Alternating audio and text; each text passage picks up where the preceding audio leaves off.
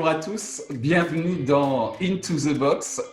C'est le dernier épisode d'aujourd'hui, donc on va être assez détendu et j'ai la chance de recevoir, comme beaucoup des précédentes personnes qui sont intervenues dans Into the Box, je reçois à nouveau une amie très chère à mon cœur, d'une part parce que ça fait très longtemps qu'on se connaît sur le marché, mais on se connaît également à titre personnel. Et pour tout vous dire, c'est elle qui a trouvé le titre de cette émission Into the Box.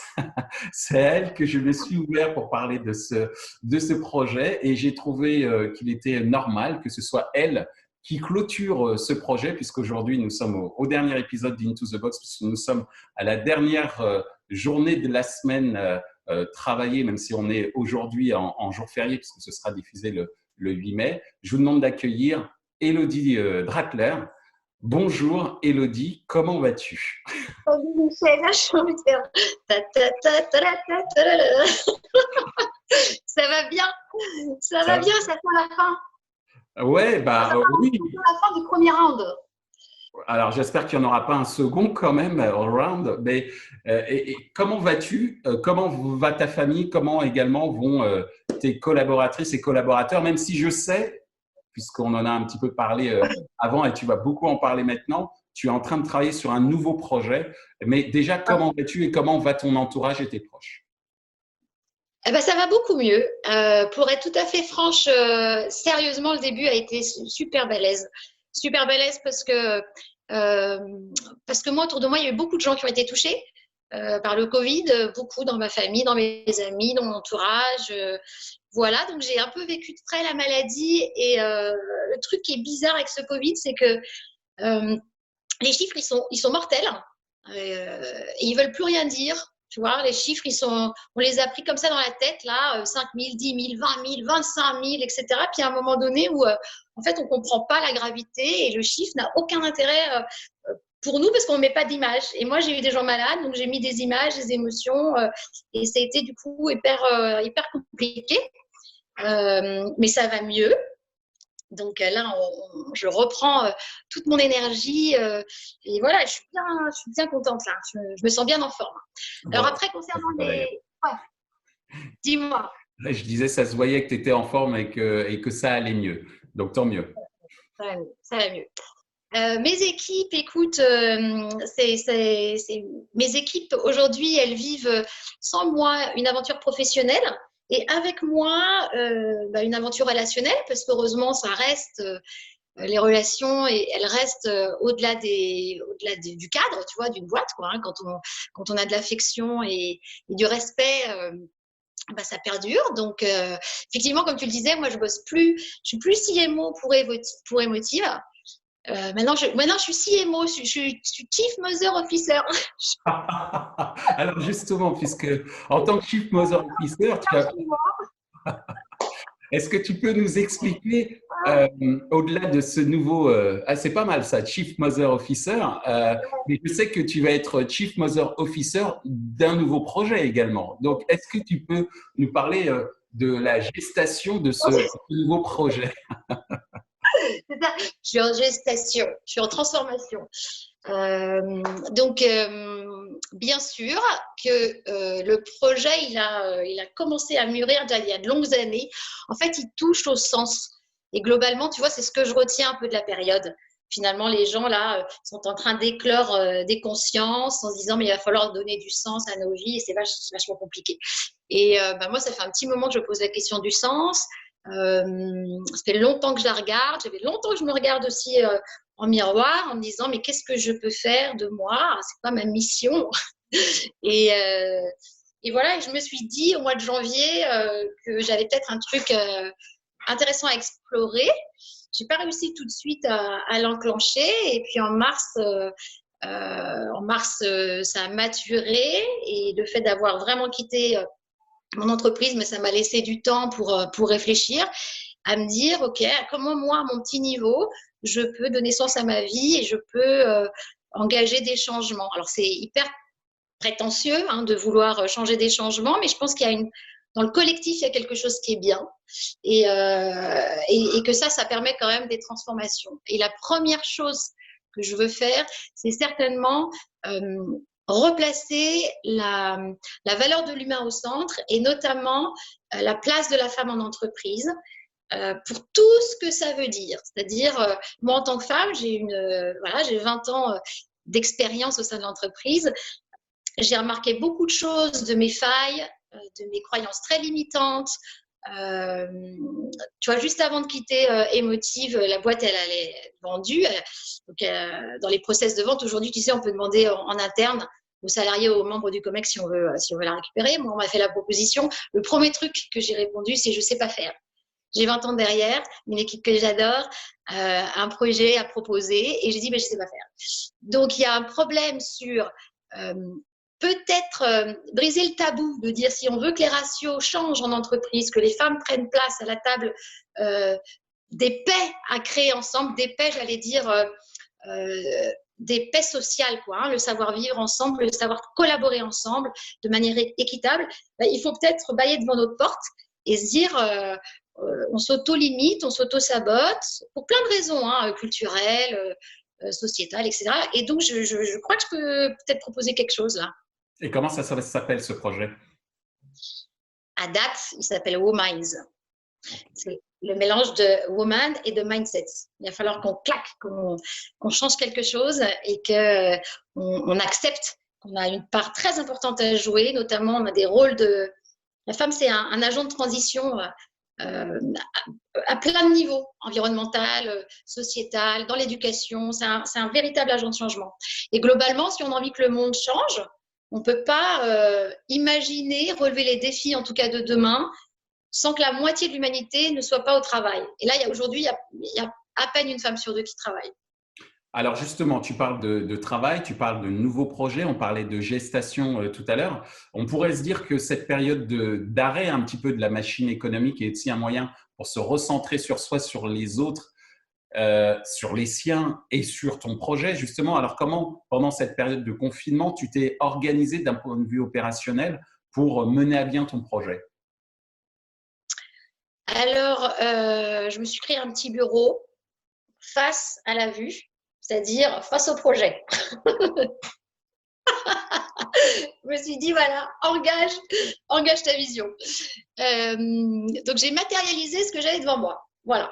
Après, qu'est-ce que j'ai fait? J'ai eu la chance d'avoir l'enthousiasme et sûrement l'audace de demander de l'aide, c'est-à-dire d'interroger plein de femmes brillantes, inspirantes, vraiment, mais ça a été une période, tu sais quoi, d'une richesse relationnelle très forte. Et c'est drôle parce qu'on parle de distanciation sociale, tu vois. Ben, moi, j'ai fait je sais pas comment ça s'appelle, mais enfin, en tout cas, je me suis… Une connexion sociale hors du commun, c'est ce que tu veux dire? Ouais. Et donc, j'ai découvert des personnalités dingues.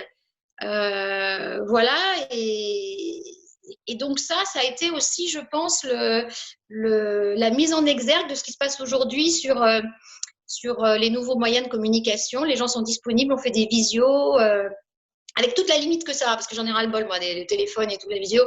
J'en ai ras-le-bonbon. J'ai hâte qu'on se retrouve autour d'une bière un jour, masqué, ganté, mais qu'on se retrouve. Mais en tout cas, il y a une disponibilité à l'autre, il y a une écoute qui se fait. Quand le projet intéresse, quand il résonne, les gens sont disponibles. Et là, c'est vraiment ce que j'ai appris et c'est comme ça que j'ai utilisé en fait cette période-là de confinement. Et justement, ton enseignement, c'est que tu as eu énormément de disponibilité donc de la part de gens qui s'intéressaient à ton projet et de ces différents enseignements, de ces différentes connexions ou connexions hors du commun social pendant cette période. Est-ce que tu en tires des conseils que tu pourrais te donner pour préparer l'après-confinement, justement? Alors, je ne sais pas si j'ai des conseils à donner. Ce que j'ai en tête, c'est que rien ne peut se faire seul. Tu vois, par exemple, moi, j'étais C-level d'une boîte, voilà, avec une équipe, on fait des super trucs. Quand je monte un projet là, seul, en fait, tu t'aperçois que tu ne peux pas faire ce que tu faisais avant. Donc, on n'existe pas seul. Donc déjà, il y a une première chose à faire, c'est comment je revalorise, comment je valorise, comment je fais sens et comment je fais équipe. tout seul, on n'est rien du tout. Donc ça, c'est la première chose. La deuxième chose, c'est peut-être repenser l'histoire du progrès. Tu vois, moi, je me dis, je voudrais bien faire progresser justement l'accès des femmes au travail et leur épanouissement pour plein de raisons. Est-ce que toute innovation est synonyme de progrès? Et est-ce que le progrès, c'est synonyme de mieux vivre? C'est pas souvent le cas. C'est ce qu'on a vécu là en ce moment. On était dans des populations, des économies progressistes, et puis pourtant, c'est les plus vulnérables qui trinquent. Donc le progrès, c'est pas forcément le mieux vivre. Là, il y a un truc à repenser, tous ensemble.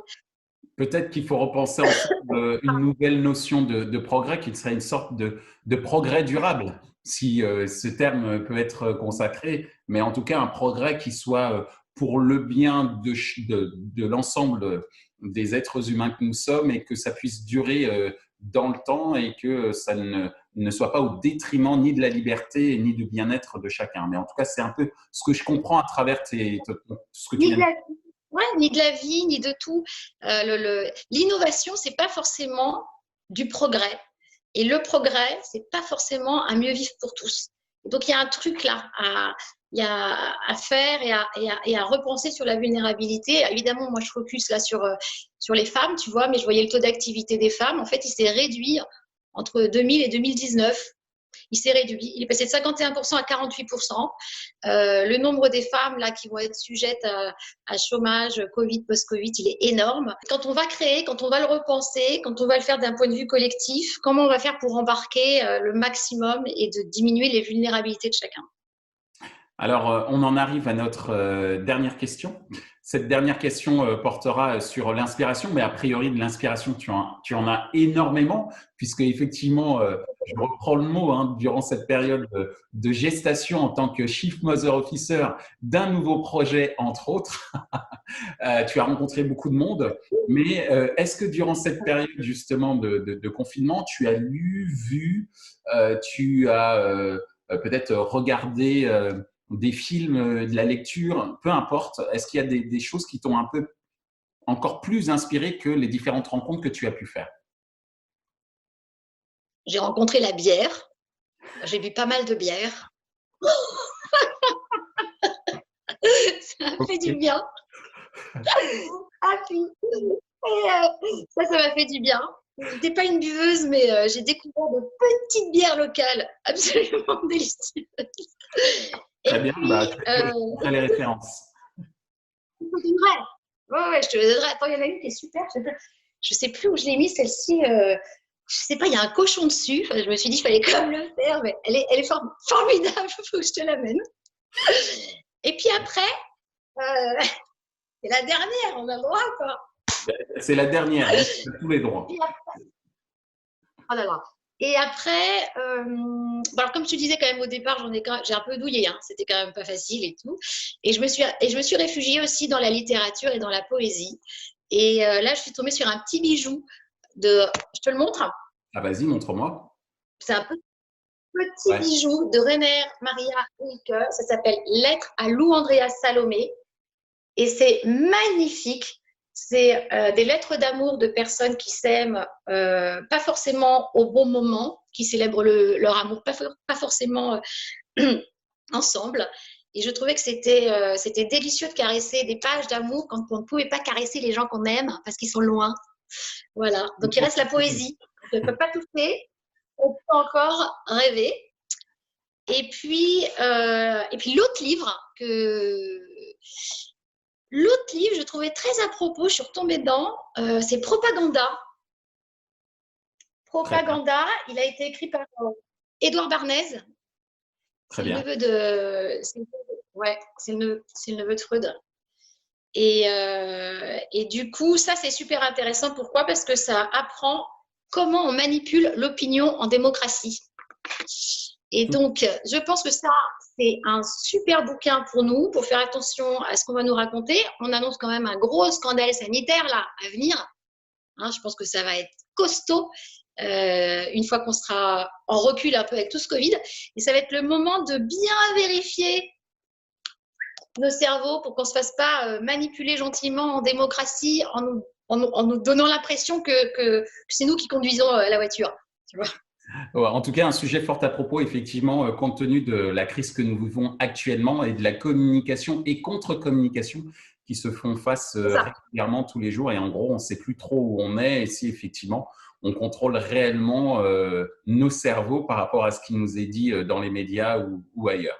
En tous les cas, Élodie, je suis vraiment ravi que ce dernier épisode d'Into the Box, eh bien, nous l'ayons passé ensemble parce que tu as été celle à qui j'ai soufflé le projet et celle qui a trouvé le titre de ce projet qui, a priori, a plutôt bien fonctionné. Je te remercie donc pour ton soutien. Je te remercie également pour ta bonne humeur, surtout pour ce dernier numéro, alors même que tu as connu des moments très compliqués et nous en avons parlé, je le sais, et que la vie ne te fait pas toujours de cadeaux sur le plan de la santé, pas à titre personnel, mais souvent dans ton entourage. Donc, je te remercie déjà d'avoir ce cran, cette bonne humeur, et c'est une très bonne leçon pour ceux qui voudraient se plaindre, alors même que tu vis des choses pas toujours simples. Et merci de nous avoir communiqué cette bonne humeur. Ça me touche beaucoup. Donc, je te dis bon courage pour la création de Wominds. On est d'accord, hein, c'est bien ça. Ouais, c'est Wominds et on va partir aussi avec une étude. Là, je fais une étude un peu d'impact des émotions, de savoir comment les femmes sont en train de voir prochainement les réponses au sondage, 1200 personnes interrogées, et j'ai pu faire ça avec Epidemix, Epidemix, oui, tout à fait. Epidemix, que je salue. Très bien. Eh bien, on les salue également. Et puis, c'est l'occasion pour moi de dire que suite à ce projet Into the Box, eh bien, il va y avoir un autre projet qui va s'appeler Out of the Box, puisque nous sortons du confinement, mais que le business reprend ses droits dans un contexte très différent et que dans ce contexte très différent, je vais proposer un format qui permettra à tout à chacun, grand comme petite entreprise, grand ou petit expert, de prendre la parole pour mettre en avant ses produits et offres publicitaires, entre autres, mais pas que d'ailleurs. Donc, je vous dis à très bientôt. Je te dis à très bientôt, Élodie, et prends soin de toi. Michel, toi qui interviews, toi qui passes de l'autre côté de la boxe, qu'est-ce que ça t'a apporté, toi, cette période et cette proposition de travail comme ça, plus spontanée dans cette petite boxe à secret? Eh bien, je me suis rendu compte que finalement, malgré ce phare très professionnel que l'on a tous les jours à travers nos différents métiers, où on est très sérieux dans le domaine de la publicité, etc., que les gens avaient besoin de parler et que ça leur faisait du bien de voir que derrière leur carte de visite, leur métier, les sociétés qu'ils représentent, eh bien, c'était des êtres humains qui avaient des passions qui pouvaient nous rapprocher les uns des autres. Et ce que j'ai essayé justement à travers cette émission, c'est de considérer que la confiance dans le business, elle émane également de la proximité qu'on peut avoir les uns avec les autres. Il y a plus de choses qui nous rapprochent que de choses qui nous séparent. Et c'est ce que je retiens de cette période d'Into the Box. Ça, c'est dit. Alors, à bientôt, Out of the Box. À très bientôt. Salut. Salut. Ainsi s'achève ce dernier numéro d'Into the Box avec mon amie Élodie Dratler. Ce qu'il faut retenir de ce dernier entretien, tout d'abord, c'est le fait qu'il faut savoir faire équipe lorsqu'on se lance seul dans un projet. Faire équipe avec des personnes qui peuvent devenir vos mentors pour mener à bien votre projet d'entreprise. Le dernier élément de notre entretien que je retiens, un entretien, vous l'avez vu, très décalé, teinté d'humour, c'est qu'il faut considérer le progrès comme étant un élément qui doit être durable et considérer également que le progrès ne rend pas forcément tout le monde heureux et que l'universalisme de cette fameuse notion de progrès est parfois à remettre en cause. Ainsi s'achève également cette série Into the Box. J'ai été ravi de vous accompagner pendant toute cette période difficile qu'a été le confinement. Je souhaite remercier également le réalisateur de cette vidéo, de cette série de vidéos, à savoir Nicolas Qatar, ainsi que Aurore Qatar pour la coordination autour de ce projet. Merci aux 27 invités qui ont cru également en ce projet, qui m'ont également soutenu à la fois en participant à l'émission et également sur les réseaux sociaux. Je vous dis à très bientôt à travers de nouvelles émissions et notamment un nouveau projet qui sera intitulé Out of the Box et bien sûr dès la rentrée de septembre dans les différentes émissions de Programmatic Society et The E-Commerce Society, en attendant bien entendu de nombreuses rediffusions des épisodes passés. Prenez soin de vous et à très vite.